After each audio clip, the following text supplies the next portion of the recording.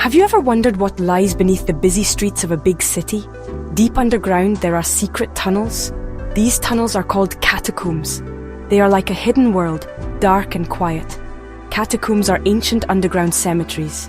Long ago, people did not have enough space to bury their dead in regular graveyards, so they dug long, winding tunnels deep in the earth. These tunnels became the final resting place for millions of people. Walking into a catacomb is like taking a step back in time. The air is cool and still, and the silence is all around you. It's an adventure waiting to happen. Imagine a maze of dark passageways stretching for miles and miles. That's what catacombs are like. They are made of soft rock, which was easy for people to dig through. The tunnels are often narrow, and sometimes you have to duck your head to walk through them. Along the walls there are small shelves and niches carved right into the stone. This is where bodies were placed a very long time ago. It can feel a little spooky, but it is also very interesting. You are walking through history in a place where people honored their loved ones. It's a journey into a different kind of city, one that is silent and sleeps forever under our feet. Many people think of catacombs as just piles of bones, but they are so much more than that. They were important places for communities in the past. They were places for funerals and for remembering family members who had passed away. Think of them not as scary places, but as sacred ones. These underground networks hold the stories of countless lives. Each tunnel and chamber tells a piece of a city's history. Exploring them is like reading a book with pages made of stone and ink made of time. It's a mystery that pulls you deeper and deeper into the Earth's secrets. So, what exactly is a catacomb? It is a human-made subterranean network of passages and rooms used for burying the dead. The name catacomb originally referred to the Roman catacombs. Now, it is used for any underground burial place. These places were a practical solution to a big problem. As cities grew bigger, cemeteries on the surface became overcrowded. People needed a new place to lay their loved ones to rest. Going underground was the perfect answer. It was a way to create more space while also creating a special protected place for burials, hidden away from the world above. Some of the most famous catacombs in the world are in Europe. The catacombs of Paris are probably the best known. Deep below the romantic city of Paris, there is another city, a city of bones. These catacombs hold the remains of more than 6 million people.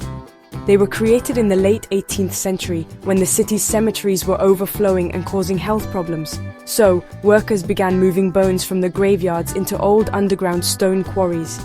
They carefully arranged the skulls and bones into walls and artistic patterns. It is an incredible sight to see, a bit sad, but also beautiful in its own way. Another very famous location for catacombs is Rome, Italy. The catacombs in Rome are much older than the ones in Paris. They were created by early Christians starting in the 2nd century.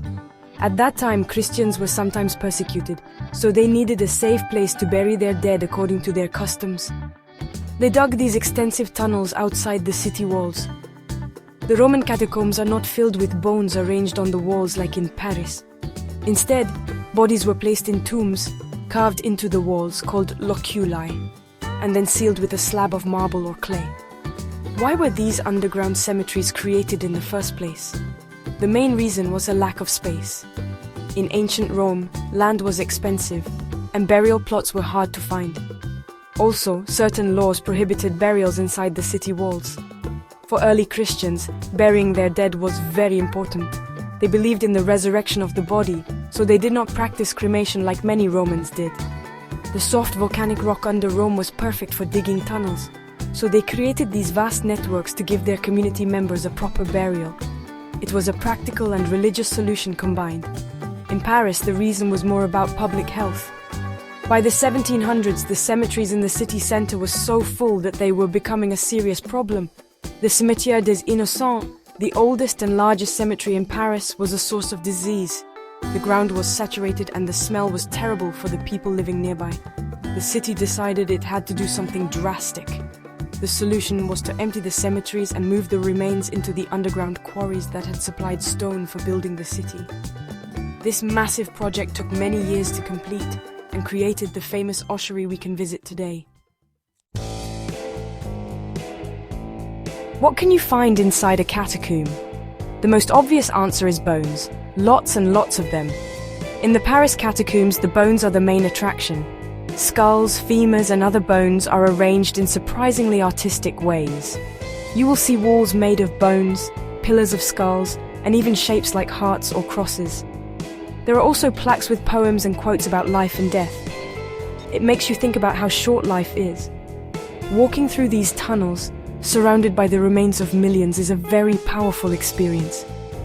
It's a quiet reminder of all the people who lived and walked the streets of Paris long ago. The Roman catacombs offer a different kind of discovery. Since the tombs were sealed, you won't see as many loose bones. Instead, you find something else that is just as amazing: ancient art. The early Christians decorated the walls of their catacombs with paintings called frescoes. These are some of the earliest examples of Christian art in the world. They painted symbols like the fish, the anchor, and the dove.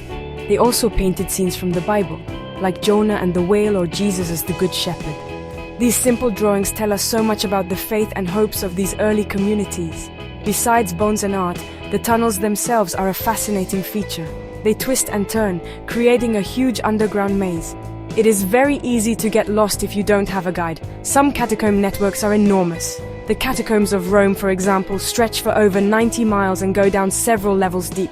Exploring these passages feels like you are an archaeologist on a great adventure. You can see the pickaxe marks on the walls, left by the people who dug these tunnels by hand, hundreds or even thousands of years ago. It's a direct connection to the hard work of past generations. You can also find inscriptions inside the catacombs. These are messages carved into the stone slabs that sealed the tombs. They often include the name of the person buried there, their age, and a short prayer. In Rome, you might see inscriptions in Latin or Greek. These simple messages are very touching. They are like a final goodbye from a family to their loved one. For historians, these inscriptions are like treasure. They provide valuable information about the people who lived back then, what their names were, and what they believed in. Every carving is a tiny piece of a puzzle, helping us understand the past. Why are people still so interested in catacombs today? For one, they are incredible historical sites. They give us a direct look into the lives and customs of people from different eras. Historians and archaeologists study them to learn about burial practices, religious beliefs, and even the health of ancient populations. The catacombs are like a library, where the books are made of stone and bone. They contain stories that you can't find anywhere else. They help us piece together the history of great cities like Rome and Paris from a very unique perspective, from below the ground. Many people visit catacombs simply out of curiosity. There is something mysterious and exciting about exploring a hidden underground world.